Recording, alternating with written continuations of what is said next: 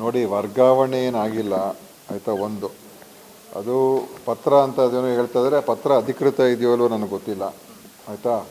ಇನ್ನೊಂದು ಏನಂತೇಳಿ, ನಮ್ಮ ಇಲಾಖೆಯಿಂದ ಇನ್ನೊಂದು ಇಲಾಖೆ ಹೋಗೋದಕ್ಕೆ ಅವಕಾಶವೂ ಕೂಡ ಇಲ್ಲ. ನಮ್ಮಲ್ಲಿ ನಮ್ಮ ವೈದ್ಯರನ್ನು ನಾವು ನಮ್ಮಲ್ಲಿ ಬೇರೆ ಇಲಾಖೆಗೆ ಹೋಗಿರ್ತಕ್ಕಂಥವರೆಲ್ಲ ನಾವು ವಾಪಸ್ಸೇ ತೊಗೊಂಡಿದ್ದೀವಿ. ಡೆಪ್ಯುಟೇಷನಲ್ಲಿ ಹೋಗಿರೋನೆಲ್ಲ ವಾಪಸ್ ತೊಗೊಂಡಿದ್ದೀವಿ. ಆದ್ದರಿಂದ ನಮ್ಮ ಇಲಾಖೆಯಿಂದ ಇನ್ನೊಂದು ಇಲಾಖೆಗೆ ಹೋಗೋದಕ್ಕೆ ಅವಕಾಶವೂ ಕೂಡ ಅದೂ ಇಲ್ಲ. ಆದ್ದರಿಂದ ಬಹುಶಃ ಈ ಒಂದು ಏನು ಅವರು ನೋಡಿದ್ದಾರೆ, ನಾನು ಪತ್ರ ನೋಡಿದ್ದೀನಿ, ಅದರಲ್ಲೇನು ನಂಬರ್ ಇಲ್ಲ, ಡೇಟ್ ಇಲ್ಲ. ಅದಕ್ಕೋಸ್ಕರ ಅದ್ರ ಬಗ್ಗೆ ನನಗೆ ಹೆಚ್ಚು ಮಾಹಿತಿ ಇಲ್ಲ.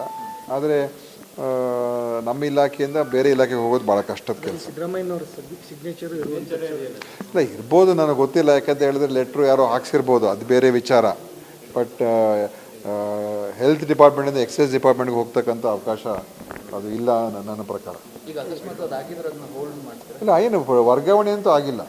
ವರ್ಗಾವಣೆ ಏನಾಗಿಲ್ಲ, ಅದೊಂದು ಪತ್ರ ಅಷ್ಟೇ. ವರ್ಗಾವಣೆ ಆಗಬೇಕಾದ್ರೆ ಅಲ್ಲಿಂದ ನಮಗೆ ಬರಬೇಕು, ನಾವು ಅದನ್ನು ಆಮೇಲೆ ನಮ್ಮ ನೋಟಿಸಿಗೆ ಬರಬೇಕು, ನಾವು ಅದಕ್ಕೆ ಒಪ್ಕೋಬೇಕಾಗ್ತದೆ, ಅದೆಲ್ಲ ಇದೆ. ಸೊ ವರ್ಗಾವಣೆ ಏನಾಗಿಲ್ಲ ಅದು. ನೋಡಿ, ಅವರು ಇದು ಅಜೆಂಡಾ ಬೇರೆ ಥರ ಬೇರೆ ವಿಷಯದ ಬಗ್ಗೆ ಚರ್ಚೆಗಳಾಗಬಾರ್ದು ಅಂತ ಅಷ್ಟೇ, ಇನ್ನೇನಿಲ್ಲ. ಇವತ್ತು ನಿಜವಾದ ಇಶ್ಯೂಗಳ ಬಗ್ಗೆ ಚರ್ಚೆ ಮಾಡ್ದೇ ಈ ಥರದ್ದೆಲ್ಲ ಮಾತಾಡ್ಕೊಂಡಿದ್ದಾರೆ ಆಯಿತಾ. ಆ ಕಾರಣದಿಂದ ಇವತ್ತು ಸರ್ಕಾರ ಅನೇಕ ಎಲ್ಲ ಕಾರ್ಯಕ್ರಮಗಳು ಮಾಡ್ತಾಯಿದೆ, ಯೋಜನೆಗಳು ಮಾಡ್ತಾಯಿದೆ. ನಾಳೆ ಮುಖ್ಯಮಂತ್ರಿಗಳು ಹೋಗಿ ಈಗ ದೊಡ್ಡ ಕಾರ್ಯಕ್ರಮ ಹಾವೇರಿಯಲ್ಲಿ ನಡೀತಾ ಉಂಟು, ಎಲ್ಲ ಇಲಾಖೆಗಳು ನಡೀತಾ ಇದೆ. ನಾನು ಕೂಡ ಸೋಮವಾರ ಬೆಳಗಾವಿಗೆ ಹೋಗ್ತಾಯಿದ್ದೀನಿ. 3 ಹೊಸ ಆಸ್ಪತ್ರೆಗಳು ಶಂಕುಸ್ಥಾಪನೆ ಮಾಡ್ತಾಯಿದ್ದೀನಿ.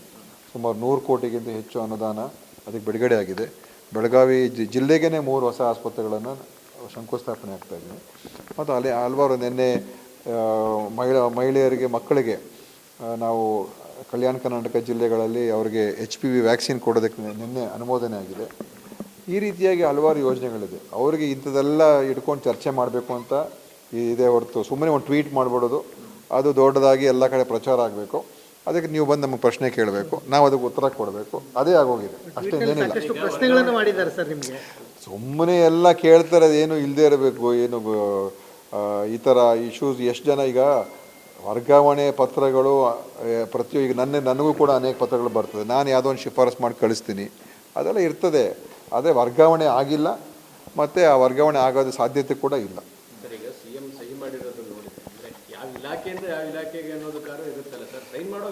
ನೋಡಿ, ನಾನು ಅದು ಅಧಿಕೃತ ಇದೆಯೋ ಅಲ್ವೋ ಗೊತ್ತಿಲ್ಲ ನನಗೆ. ಯಾಕಂದರೆ ಅದ್ರಲ್ಲಿ ನಂಬರ್ ಇಲ್ಲ, ಆ ಪತ್ರದ ಮೇಲೆ ಡೇಟ್ ಇಲ್ಲ.